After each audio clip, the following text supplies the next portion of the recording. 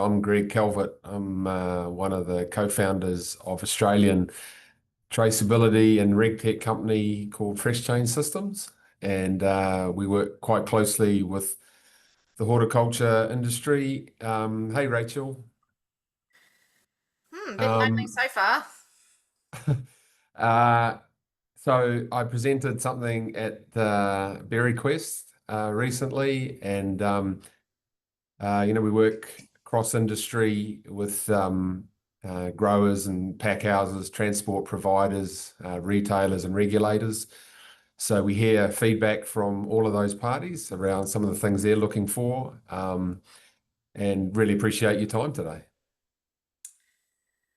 Righto. Well, I am going to introduce you, even though you've just introduced yourself, because I took a little minute to get in. Sorry. So thank you very much, Greg, for doing this webinar for us and walking us through some of the changes that are happening in this space.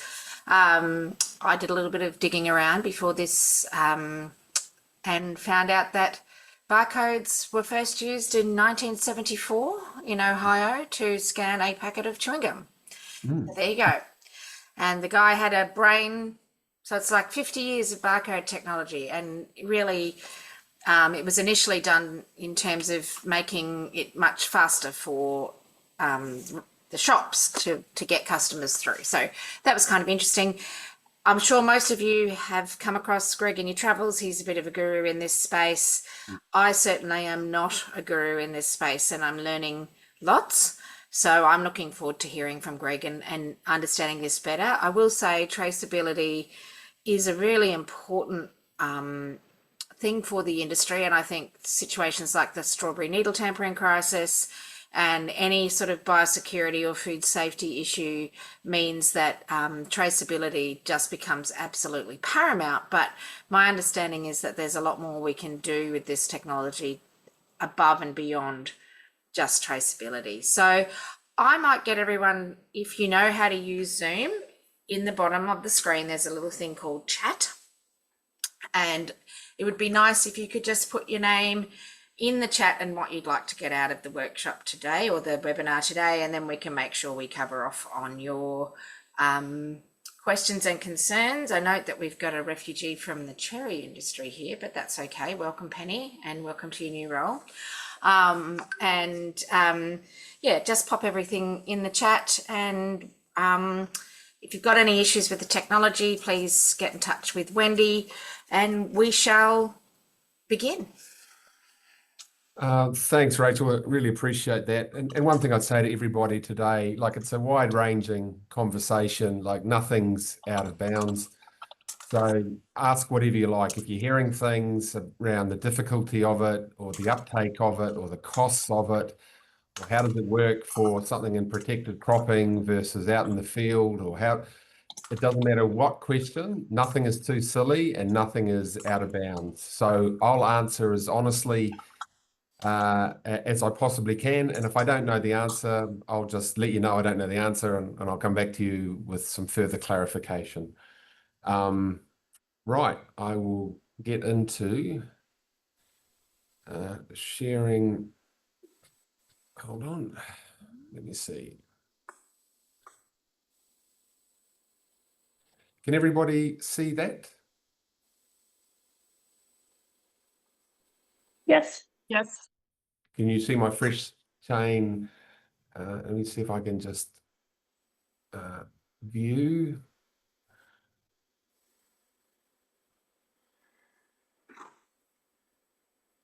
Can you all see that? Yes. Yep, clear. Cool. All right, thanks very much. So really today is about today is looking at how 2D barcodes, digital labels, connected packaging, and AI could potentially reshape the berry supply chain. So what's in store for today? Hopefully some real world insights from a couple of 2D barcode integration trials, although the deliverables and outcomes of those are quite different. some smart tech tools that boost transparency and traceability, and how digital integration can grow and protect our berry industry.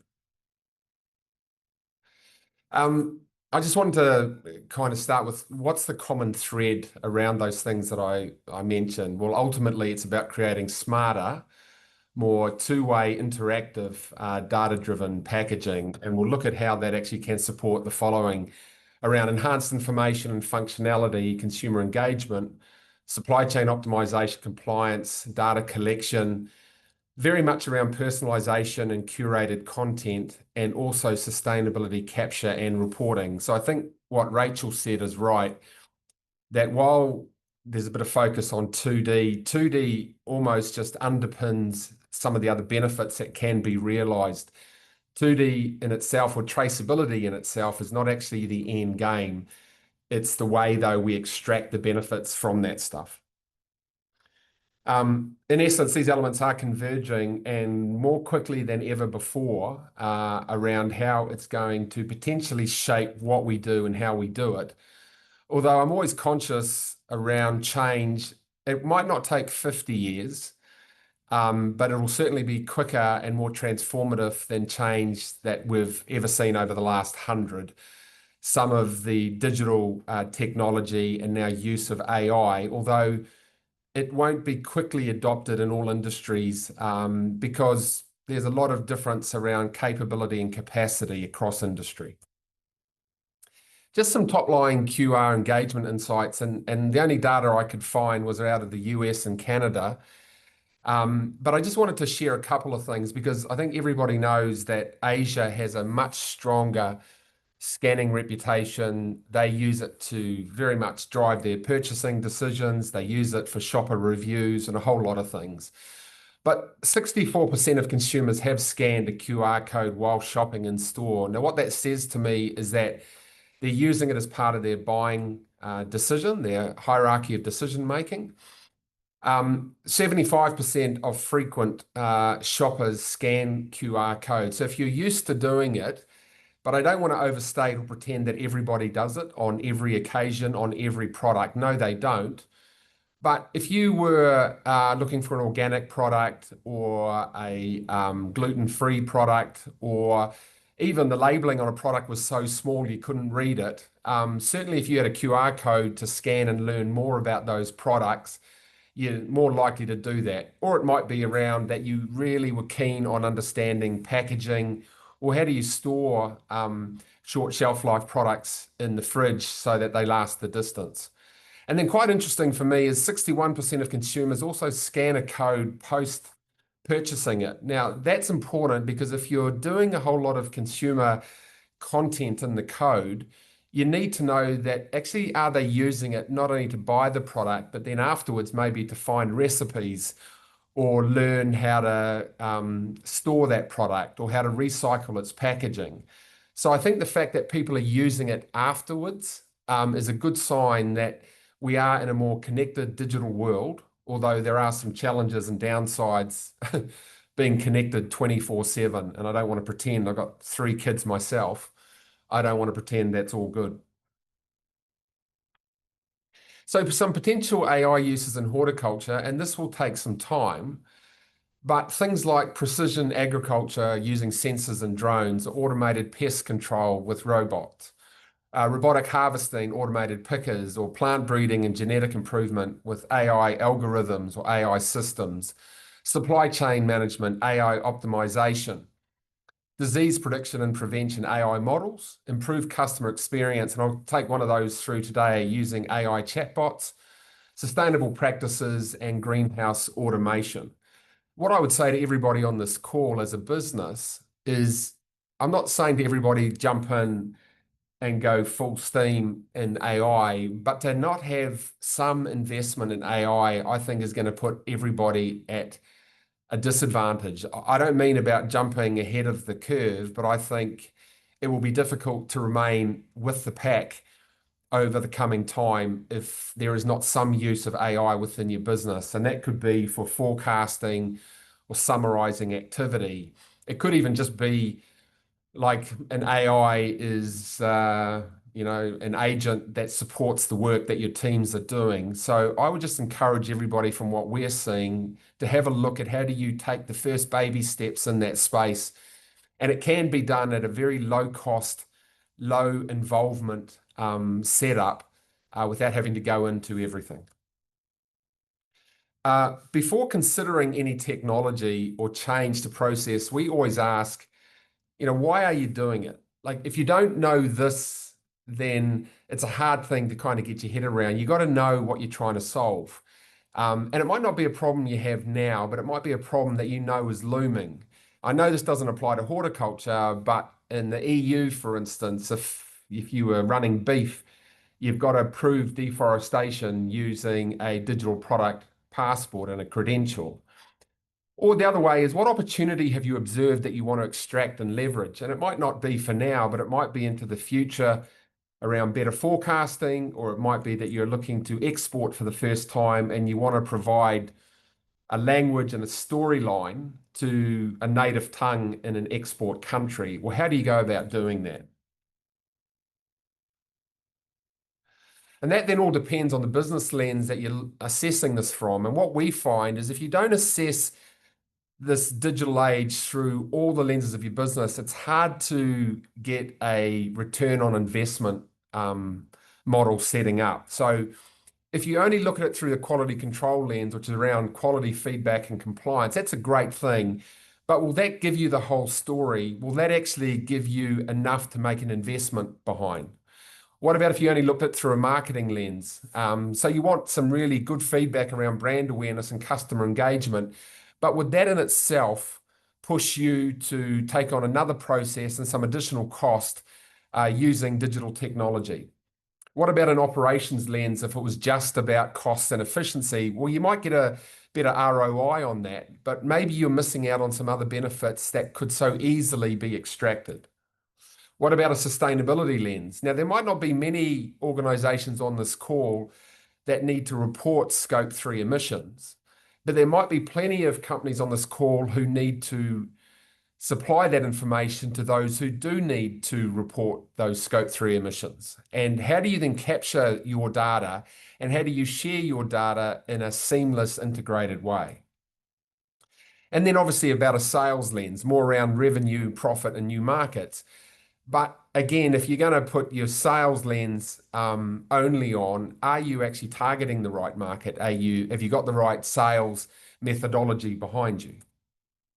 We typically find it's either, when we move down this path, is you either want to improve on something you're already doing, or you want to add in something completely new. So a couple of examples, one up and one down traceability is mandatory if you're supplying the majors, as far as I'm aware. So your current way might be paper-based, batch level only. Now, there's nothing wrong with that, and that will get you by, no question at all. But maybe you're thinking, you know what, we have multiple farms selling at different times of the year under the same brand, under the same barcode number. So you're thinking, you know what, if something went wrong, we want to know where it went wrong. We want to know instantly that we could lock down a particular farm, a particular field, and go and talk to those who were packing and sorting at that time. Okay, so if that's what you want to do, then the question is, what do you need to do and how will it work? What about deploying something new? So let's say it's your first time exporting. You're thinking, well, actually, we'd love to share stories in a native language for our export customers, not just of our product, but of our region. Now, how do we go about doing that? Okay, so then you've got to ask yourself what's needed and how will it work?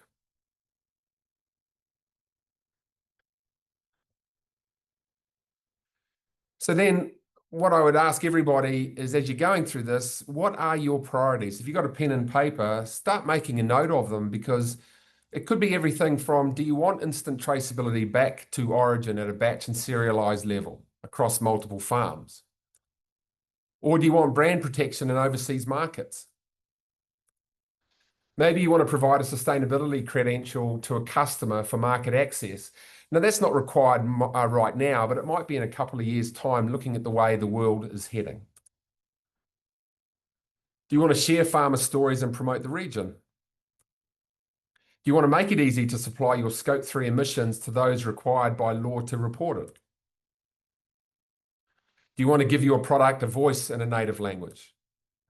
Do you want to measure the freshness index of the time taken between sending product and it first being scanned by a customer? That might give you some insights into your freight companies that you're using, how quickly you would expect product to turn up in a particular location, and then what is the quality of the product turning up in that location. What about using AI to expose more detail to your consumers within the code without needing to apply more resources or use it in-house for forecasting, for instance? Maybe you want to keep negative reviews in-house so you can investigate legitimacy and respond. Rather than someone giving a poor rating and putting it on their social media, this is a way to actually find out a poor rating, keep it within the code. It's only displayed to you, and you have an opportunity to go back to them individually and see what the complaint is and follow up. When you do it the other way, I think in this day and age, you can actually do a lot of damage to brands. And I find it particularly unfair when consumers don't give brand owners an opportunity to find out what's gone wrong, really get the detail and the data behind it, and then come back with an answer. But we all seem to be so quick to want to respond this day and age that I think we've lost part of that, and part of that actually can be quite damaging to our industry. Leverage and monetize your data with customers. Now, people say, well, how would you do that, Greg? Well, there's a couple of different ways. One thing I do know is the major retailers, they own data mining companies. They don't just lease them, they own that data, and then they try and sell that data back to you guys. So my sense is there's ways you can leverage your data. Don't give it away for free. Maybe you're a second tier supplier at the moment and you want to become a first tier supplier. Maybe that's a way to go and be prepared to negotiate your data and insights for an opportunity to supply direct. Or if I was a retailer and I had two customers, one who had digital traceability with insights and one who had paper-based traceability without insights, I know which one I'd probably be looking to do more business with. Now, I'm not guaranteeing that, but we certainly have made impact and inroads by leveraging quality data and insights with customers. What about accessing your data anywhere, anytime? Now, I don't want everybody to be 24/7 connected, but if you're traveling, and you guys might do this anyway with other devices, water monitors on your farms, but this is no different, just to have access to that data. So if you're traveling, you're never going to be without your data as it's held in a secure cloud. What about de-risk the cost of a recall from national to just maybe one DC and half a dozen stores? Now, that is possible. That requires, though, more data sharing across multiple partners in the supply chain. And to be fair, that doesn't really happen. We've done one project where we included Woolworths brands on cherries and potatoes, Woolworths DCs, transport providers, where they shared inbound, outbound DC pick to store data, because we wanted to trial how quickly could we identify where a problem was in the supply chain. And it was remarkable what we achieved. But that was very early days, and we are not at the point yet where that data has been shared freely, necessarily securely, and for the right purpose. But if we can get there, there's huge benefit, because as we know, if we can't assure consumers that a problem they have is under control, they will simply wait it out. I know myself, when we had another commodity that had a major recall and few people died, which was terrible, but also for growers, it took over 2 years, I think, to get back to pre-recall volumes, because people, not being confident that it had been sorted and that affected product had been isolated, they just went, you know what, I think I'll just wait another week, which then led to another 2 weeks, which then led to another month. What about receiving item level feedback and ratings? And you might be able to link that with cold chain sensors. So, if you get poor ratings, and your cold chain sensors that you had in with those shipments showed that it went across the nullarbor.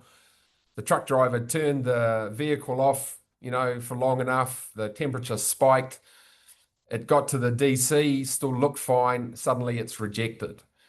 Or it gets through and consumers have a very poor eating experience and you start getting 1-star ratings. Well, there's two things that can happen with that. One is if your load gets rejected at the DC, without data, you have no chance of overturning that claim.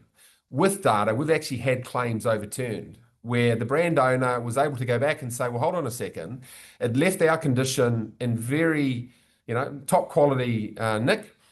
Here's the temperature monitor through the course of that, also light, shock and movement. And we can see there were major breaches 3 times along the journey, well out of the specs that were agreed, and claims have been overturned. Now, without data and verifiable data, that's very difficult to have that conversation. Compare different varietals across different farms and regions. If you want to compare the size, sweetness, aftertaste of different berry crops coming out, this is a great way of actually doing that with people who are eating and testing your product. Cold chain monitoring and assessing using AI to project if a load is likely to be rejected. Is there a possibility to redirect that load to a juicing facility, for instance? Again, without data, very difficult to try and take this opportunity to reduce food waste. What about reduce interstate rejections? Well, I can imagine everybody would be up for that. So we did a project that I'll share today that shipped raspberries from New South Wales to WA using digital tools to both prevent rejections and then remediate if there was an issue at the border or at the inspection point. I'm sure everybody would be keen to learn, well, how do we do that? Because the less of that we can get, the better for us all. Or build your business to consumer customer database. This is a great way of doing it if any client on here or customer on here has a B2C operation. Or as Rachel mentioned, future shift from one-dimensional to 2D or QR codes at the point of sale. Now that timing is unknown and it's not mandatory for certainly the horticulture industry. But one thing I can tell you, I'm an ex-retailer myself, and they are using already a 2D code on things like meat, seafood at the dairy counter, because that is able to stop the sale of an expired product going through the point of sale using a 2D code with a particular data standard. There's so much more capability that a 2D has over a simple 1D, which is just a series of numbers to identify the product, that ultimately they're going to head this way. Now, it might be years away or it might be much sooner, but no question it will come. And if you want the best of all worlds right now, unfortunately, you are going to have 2 barcodes, a one-dimensional barcode, right? Now, whether that's for an IGA, a Woolworths, or anyone else, or a Coles, and you're going to have a 2D QR code that provides the traceability, the provenance, the brand protection that I've been speaking about. So what role can digital labeling, connected packaging play in delivering those outcomes you might want? Well, look, the truth is we already do a lot of that today, whether it's digital wallets for payments or bookings through a doctor or for flights. And one of the reasons it's so fantastic, if I look at the bookings or flight details, if you had that in a paper-based format only and the doctor suddenly had to cancel your booking or your flight details were delayed or brought forward, if you don't have a digital version of that can be updated seamlessly in real time, then you're going to get out to the airport and find out that your plane's been delayed by 4 hours. So there's a huge amount of benefit around digital technology. And yes, we need to make sure it's secure. We need to make sure it's safe, and we need to make sure there's value behind sharing any data. There's cold chain sensors for produce that has to be maintained in a certain temperature to maintain its goodness and eating experience. There's RFID air tags for cattle and animal health. Here, I just want to take you through what we did with.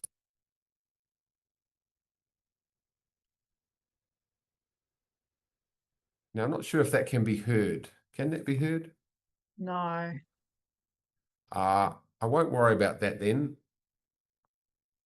I'll just go to consumer engagement and authentication. So just here are some ideas around digital labeling of what it could look like for your brand. So on the left is Osberry, and they had a certain design that they wanted. They really did want to showcase their farms. And interestingly, they had never known what their farms looked like from above. And they were very proud of Dom there. And he really spoke with great passion about the fact that they were generational farmers, where he had come from, where his dad and mum had come from, and how long he'd been on the farm. And then there was Perfection Fresh, another berry producer, and they had quite a specific design and layout because theirs was more of a marketing-led initiative that they really wanted to use, and they did a really good job with it. Then there was a wine product out of New Zealand, and they had quite a big B2B and B2C client base, and they wanted to build that data set for them and found this would be a really great way. And then that project I was talking to you about with cherries, our partners in that, really one of the things they wanted to do was, how do you actually notify someone if they've brought a product that's not authentic? And we were saying with more work, you could actually have a curated notification on your phone around a product recall or withdrawal. Imagine that. I mean, you don't want them, but rather than having to hope that you learn that a product's been recalled for a particular reason, if you scan a loyalty program, they have that data, and then you've bought a product that they can then link to what's been recalled. They could actually link that to your loyalty card and let you know in real time to return that product to the store. The other thing about this is it doesn't all need to be serious. Like, it can be a lot of fun. It could be an education purpose for your kids to learn around the goodness of produce and why apparently strawberries have more vitamin C than oranges, and get them to take that to school. Because one of the other things that we want to do as FreshChain is help our next generation of kids understand where their produce comes from. It doesn't just turn up in a supermarket. Why fresh produce is so good for you and daily intake. And then you can see the other ones is a 5-star rating. I said to Rachel when we caught up at Berry Quest that the value really is in the 1-star. Everybody loves 5-star, but what you want to learn about is why 1-star. Was that linked to your cold chain sensors to be able to identify, was there an issue in the journey of that product? Is it a particular variety or time of the year or harvesting? Is that because it was under protected cropping versus not? Was it a new way of planting? Had there been some unseasonably, wet season or dry season? Here's an interesting one around AI, and I just wanted to take people through, because we've done this now with our clients around just creating an AI agent to help you answer questions, because people are time poor and they don't necessarily want to go through a whole website. And even through a whole website, you can't put everything on. You can put a whole lot on, but there's a lot of stuff that might be publicly available in another data repository somewhere that you're happy to share, but you don't want to have to put someone extra onto customer service to follow that up if a query comes through. So this thing is called like a chatbot. So we created it and we put this on the Osberry one. So the question I posed first was, what type of strawberry are you? And it said, that's a good question, Greg. Osberry farmers grow the Albion variety, and this is what they're known for.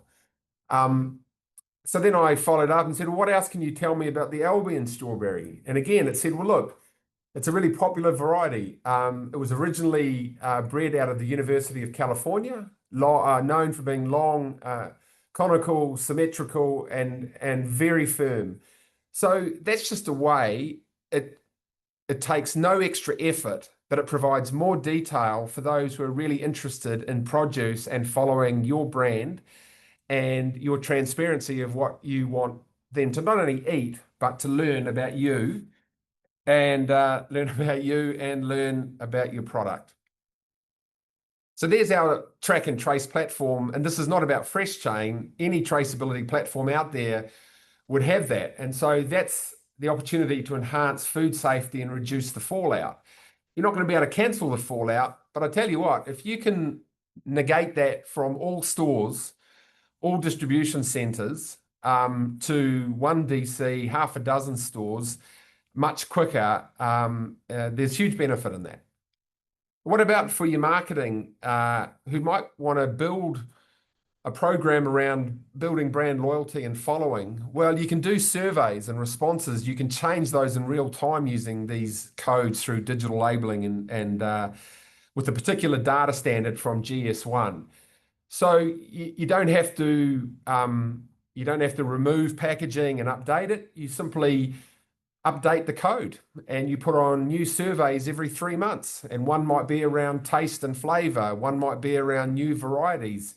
One might be around telling them what's new in the new season. One might be updating them about what's happening in the season. So that's the kind of impact you can get if you're looking at this from a marketing lens. I won't go through this either, but this was just, we did some work around creating a organic credential via a digital product passport, but I'll just keep moving on that. Cold chain monitoring and assessment, as I spoke about before, a lot of really great information. And it's not about checking, your whole journey, but it is about identifying weaknesses or weak points or making sure that there's sufficient accountability with your pack houses, with your transport providers, and importantly, if there are issues that go wrong, that you've actually got some verifiable data. Because one thing about the data, it doesn't care about feelings and it doesn't lie. And what about this one here? We did some work quite recently around streamlining the cross-border inspection process through deploying preventative and remedial digital tools through the supply chain. Really exciting piece of work with some great partners that I'll take you through. And then protect your brand and export markets. And the codes have some really interesting hashtags in them that can identify if someone has tried to rip off your code. And so if you go to scan that, it will come up and saying, do not consume. This product is subject to a recall. Now, this was for a recall, but it could equally be, do not purchase. This product cannot be verified. So this is what's available through digital technology in the digital age. The other thing too is there's a lot of data that comes out. We shouldn't get too excited about the data, but this is where AI can really transform that data to incredible insights and also recommendations. Like you could actually use the data to say, look, give me the top 3 recommendations that are likely to make an impact to my bottom line. Or give me the top 3 recommendations that are likely to make an impact to our quality improvements. So getting the data in itself is not enough. If you don't have an analytics team, and most clients we have, they don't have, we do that for you. And AI even is a really low cost way of actually having this in your business and really providing an incredible support network for what the future, I think, of what horticulture is going to be part of. Just another example of the dashboard and analytics. And there's lots in there. And if anybody wants to know more, happy to have that conversation. So now I just wanted to take you through a couple of trials. This one was with Osberry Farms. The digital labels, you can scan that at any point. It was a pre-printed label or pre-printed QR code that was serialized and unique. If you're going to use it for traceability, it's got to be serialized because that then makes every punnet, like it gives it a unique license plate. The Osberry marketing objectives were to assess consumer adoption of front of pack QR codes featuring provenance prompts. They also wanted to assess engagement metrics, like how much time did people spend in the code? What was their content retention? Like what in the code did they open up? So we use it so you have to actually expand a section and that shows you what people are interested to learn about and then click-through rates. They also wanted to enhance the user experience for consumer input and feedback and provide live feeds to the brand owners to action. They also had some quality control objectives. They wanted item level traceability for food safety on all punnets. They wanted to be able to instantly scan and determine the farm origin. They actually wanted the freshness index assessment. They wanted to know how long it was taking between a shipment leaving and its first consumer scan. Now, that doesn't say when it turned up, but you start to see patterns emerge on a particular leg of transport that seems to be taking a day or two longer than what you would anticipate. It just gives you something to be able to investigate further if you start getting poor ratings coming back from a particular location. And then they wanted individual quality ratings and feedback from consumers. The key findings really out of that project were that digital solutions are very simple to deploy, low cost and effective. It does give you different purchasing locations, harvest timings, various farms and packing locations. It does give you the traceability. It does give you the opportunity to share generational farmer stories. They used inline scanners, which made sense for them because they had pre-printed labels. So we just put on very simple scanners in line that scanned every code that went through, or you could do print and apply or print on demand. Obviously, if you do print or and apply or print on demand, you could encode a best before or a use by date, which is not really relevant in produce. So there you go. So that was their farm level dashboard that they got. And the potential industry impacts, item level traceability, mitigate food safety, meet emerging regulatory and compliance requirements, identify supply chain weaknesses, showcase growing regions. So this was the second trial, and then I'll move quickly and leave 20 minutes for this conversation. This was to digitize an element of the cross-border inspection process to reduce rejections without compromising on biosecurity protocols. The end goal of the work we're doing is to create a potential green pass for industry based on risk assessment to deploy limited inspection resources that the states have to the best return on time invested. Now, obviously, that's not available right now. There would be issues around data privacy and a whole lot of things, but ultimately you don't want resources being spent in areas that are low risk. You still want to be doing the right checks, but what you want to be doing is spending more time in high risk shipments and making sure that there's good accountability. So these were the companies involved. We were very grateful for Department of Primary Industries, New South Wales, DPI, WA as well. We had Driscoll's, who's been a fantastic supporter to jump on and lead this work. They're partners with Costa, who were the pack house and grower for them. WA Farm Direct, who was really welcoming and we valued their assistance. HPS Transport as the transport provider, and the Australian federal government, who were funding part of this activity. So what feedback drove this initiative? And this is probably not uncommon to all of you. Missing original paper certificates. Should it be pre-lodgement shipment for all digital certificates? Small discrepancies such as packed on date codes, address errors due to writing. Split consignments. Tasmania is area free of fruit fly, but we still need to send plant health certificate to be accepted into SA. Different information from PIRSA, different protocols, depending on who turns up. That's got to change.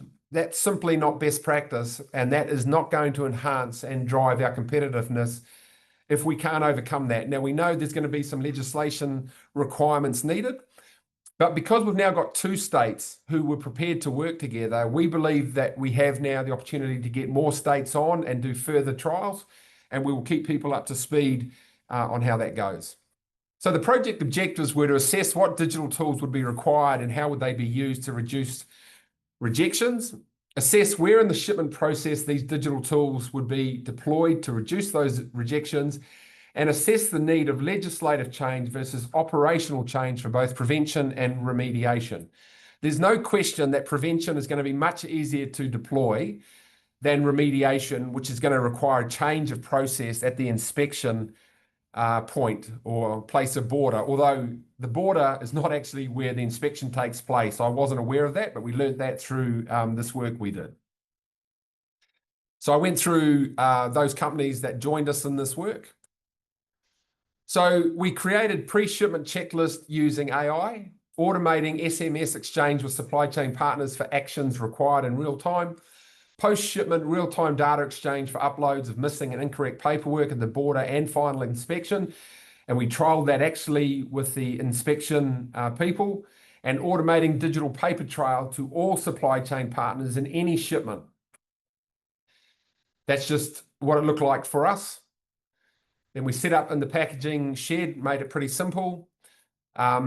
We linked serialized labels on Driscoll's punnets to serialized labels on Driscoll's trays, and then to a serialized pallet SSCC label and to a label on the consignment note. Then we developed these remedial tools for regulators and importers, and the inspection process began. They cited the HARP certification, which is digitized and uploaded, and a BSI registration equally. Then to test the hypotheses, we removed one of the requirements for the inspection process can be completed, which was a consignment note. This was then flagged as high risk. The inspector used a drop-down and they chose a reason for the load rejection. They then could upload a photo. A record was created, a digital record was created to identify that missing paperwork, that it had formed a breach of mandatory requirements, and this was lodged to form part of a longer-term risk assessment tool for potential green pass validation. The inspection process failed and the load was rejected. An automated text was sent to various supply chain partners on the platform, right? So they all got a real-time request from WA quarantine saying you've got 30-minute window to upload your missing paperwork to prevent a further potential rework. Supply chain actors are provided with the details as to what had happened. They then have an opportunity to reload and upload the correct paperwork onto the platform. Photo is taken of the consignment note and uploaded. Inspection resources are notified. They then go again. All the paperwork now appears to be in order, and the process is complete, and the load is set free. So the operational success deliverables, all supply chain participants actively participated. The digital tools to support were used. We linked all those levels of packaging using serialized GS1 QR codes. The shipment of the methyl bromide treatment was monitored and tracked using our bespoke sensors. The consumer redirect went to a Driscoll's website. The hypothesis was tested for missing paperwork using real-time data exchange, and insights and key learnings were captured. So the major lessons learned is data sharing agreements are critical between supply chain partners. Preemptive digital tools, these are necessary within pack houses, integrated potentially with ordering systems. And this is available now with the work that we've done. And we're just going to be trialing some more work and working on some of the suggestions that have come back. Smart packaging, connected packaging will be needed for inspectors to address these issues. Most people now have smart devices. We see them being used in pack houses and all sorts of places, but they are going to be required to process and transmit data. Credential data access. Access should only be shared based on data relevance. If it's not helping someone who's there to help you do their job better, then why are you sharing the data? Streamlined state inspections will require legislative changes and a willingness to adapt. And I do know Rachel and her team are incredibly strong advocates on behalf of the dairy industry to instigate these changes, because one thing we all need is a more streamlined border inspection process and less rejections, particularly as those rejections typically fall back on the growers. And it's very difficult for those to be overturned. And it's about time that we leveled the playing field on this to actually make sure there was accountability to where issues are occurring. And global data standards. If you go with a proprietary set of digital tools or proprietary set of standards, You'll be able to transmit and share your data internally, but it will be a real challenge to be able to do that then with other partners in the supply chain. So it's really important that you talk to those who are doing this work with people on the ground to make sure that you maintain ownership of your digital requirements. And I think that's it. I will stop sharing. So that's it from me, and I'm really happy to take any questions. So Wendy, back to you, or Rachel. Wendy, I think, not me. I was actually just going to ask a question, Greg. Thank you for running through that. It's super interesting. I just have a really silly question. Are we likely to run out of QR codes as they become more widely used? No, it's the beauty of these type of codes. They are infinite. So you're never going to run out. There's literally billions and billions that can be made. So that's never going to be a problem.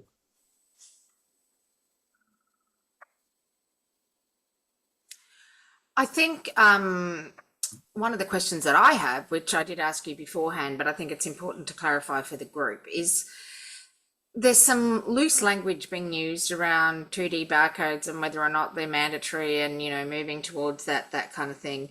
Can you give us the current regulatory landscape within which we're operating on this? Sure. So there's a sunset that has been set by 2027.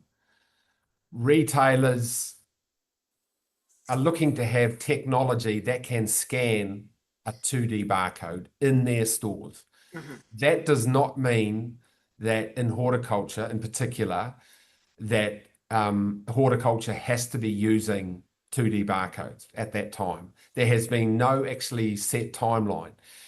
So at the moment, Rachel, all the berry growers need to do right now, if they wanted to, is just use their existing 1D barcode, like a linear barcode. That's all they need to do. Now, where that might change is, let's say, and it's less so in horticulture, but let's say Coles had their own range of Coles only berries, right? And they said, right, because it's our berries, you're not going to be selling it to an IGA, you're not selling it to LD, you're not selling it. We would love you, if you want to actually be our supplier of Coles only berries, one of the requirements is we're going to ask you to put on a 2D barcode. So that could hypothetically be the scenario for Eureka berries. That's correct. So if that's right, if you were an own brand label or an exclusive brand, they may well ask you earlier than the rest of the industry. And if you don't want the business, obviously you don't have to do it, but they may well be within their rights to say that's now a requirement for us. So there's no regulatory requirement for this. It's a retailer-driven situation where it's still moving in the direction, but there's no kind of on the 3rd of December, you know, all 1D barcodes will be gone. I mean, I do understand, and again, you might be able to help me with this, is we used to have industry barcodes, and now that seems to have gone by the wayside. Yeah, there's, if you look at it from a retailer's point of view, I can see why I can see on a few reasons. I can see why the retailers want to head down that path, because if you look at meat or other things that have a use by or a best before date, they get fined every time they sell a product that is past its use by, right? And so every time they get fined, it keeps going up in value, right? So the other problem would be for the retailer, and this is where I think the industry would want to think about it, is if you have a farm selling the same berry brand under the same barcode number, right? And you don't have any other identifying feature on that punnet, and you suddenly had an issue, right? You are going to have a recall or withdrawal across all 20 of your farms. And if you were able to say, well, hold on a second, we know the farm. We've got the 4 punnets that have this issue that, And we know that came from farm number 7. And so we've locked that farm down. But the rest of the other 20 farms we're going to be able to supply. Or, for instance, Rachel, it might be that people kind of think, well, it's only about what if a product, but what if a pesticide got recalled? Now, if a pesticide got recalled and that was actually in the code, right, or linked to that code and data in the cloud, a retailer can actually, and I won't go through the technical details, but a retailer could actually create something in their point of sale that would be able to know what punnets had been subject to that pesticide and stop any punnets with that pesticide on it from being sold through. So you can see from their point of view and from an industry's point of view, like it makes sense, right? But I could imagine from a brand owner's point of view right now, they might think, look, one up, one down traceability is fine. And paper-based batch level, I'm okay with that. However, I wouldn't mind getting item level feedback around how our brand is being perceived against our competitors. Like what's our star rating looking like, or how long is it taking to get our product to, to another state? Or I don't really want someone having a complaint and putting it on Facebook. I'd rather get that poor rating through the code that only I get access to, so it's not a Google review. Or they think, gee, I'd love to export my product, but I'm sending it to Vietnam. How do I share a story in Vietnamese? So I think No, it was more just I wanted to. Like I said, I think some of the language has been a little bit confusing around mandatory, and it's not mandatory. No, it's not mandatory. But there's a whole bunch of benefits, and that's a different story. Yeah. Can I just check in with any of our guests on screen? Do you have any questions or thoughts, comments that you'd like to run past Greg?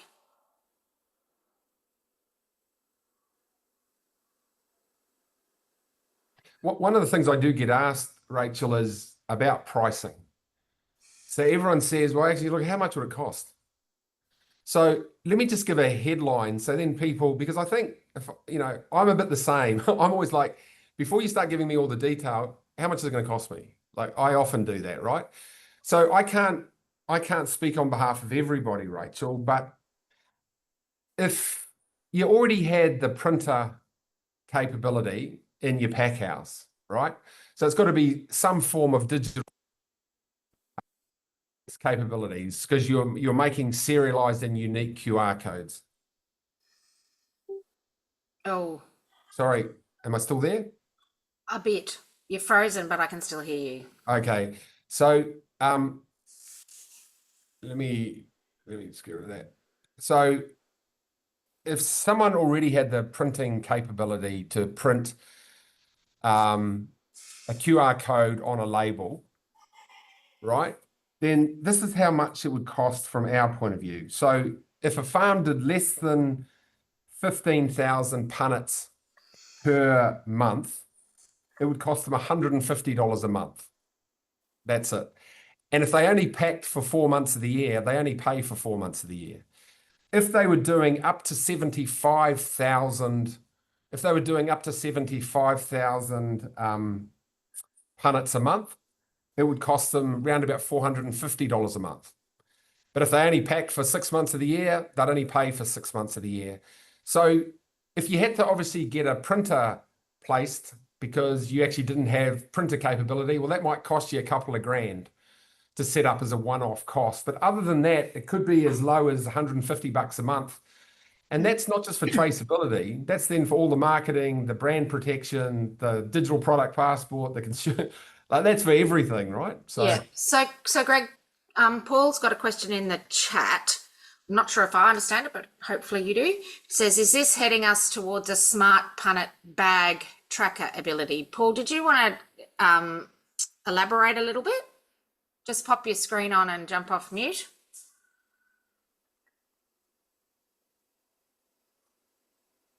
Okay. Ask to unmute.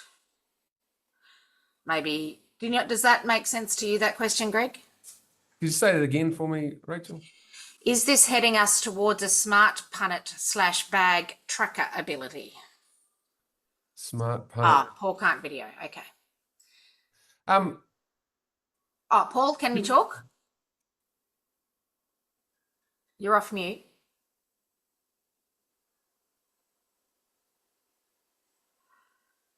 No. Okay. that's all right. Sorry, is it working? Can hear now. Yes, we can hear you. Oh, brilliant. Yes, it's mainly towards is this the starting of getting us down to be able to track track individual punnets, for example, for berries and individual bags. Whereas in the past, on some of the construction work and other projects I've been on, we've been using the old tin cans for serial numbering and identification and tracking. Is this a low tech alternative to that?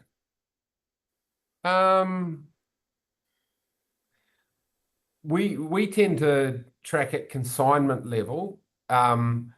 Obviously, if people are scanning the codes on the way through the supply chain, you can kind of see the location of where those products are. But with nanotechnology and sensors becoming smaller and smaller, there might well be a day when embedded in the code is a tiny tracker. I mean, they're talking about tracking bees and putting little collars on bees, and so you can know where bees are flying to. So who knows what the digital age will bring about. I think there's going to be a challenge around scalability, capability, and capacity.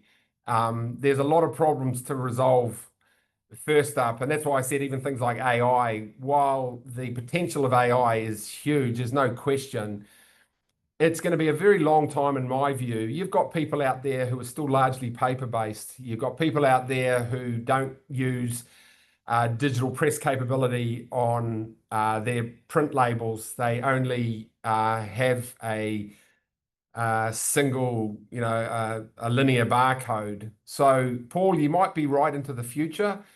Our trackers very much do it at a consignment level, which then link to quality feedback from a consumer when they scan. I think that's quite powerful because without knowing both those pieces of data, you get a poor rating, you don't know why, or you get data from a sensor that shows the product's not being handled properly, but you didn't get a rejection. And so you don't actually know what consumers are thinking of the product. So, yeah.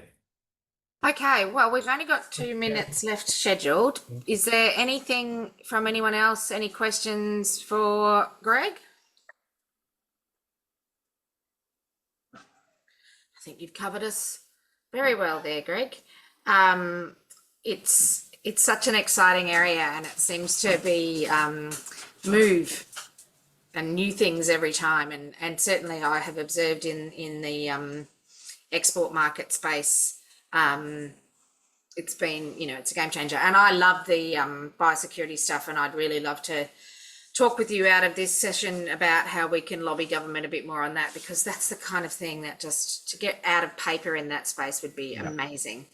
So, right. Any last comments, Greg?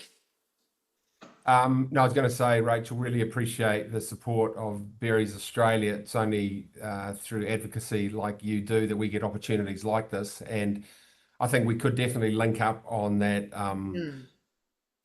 cross-border piece, because there's a lot of appetite from a lot of companies who want to get involved. But I think we need to have you guys with us front and center driving that, because I think particularly in berries, probably out of all the commodities, all the products I can think of delays and the impact of delays, if there's another product that gets hurt more than berries, then tell me which one it is, because I think berries have a lot of upside if we get this one going.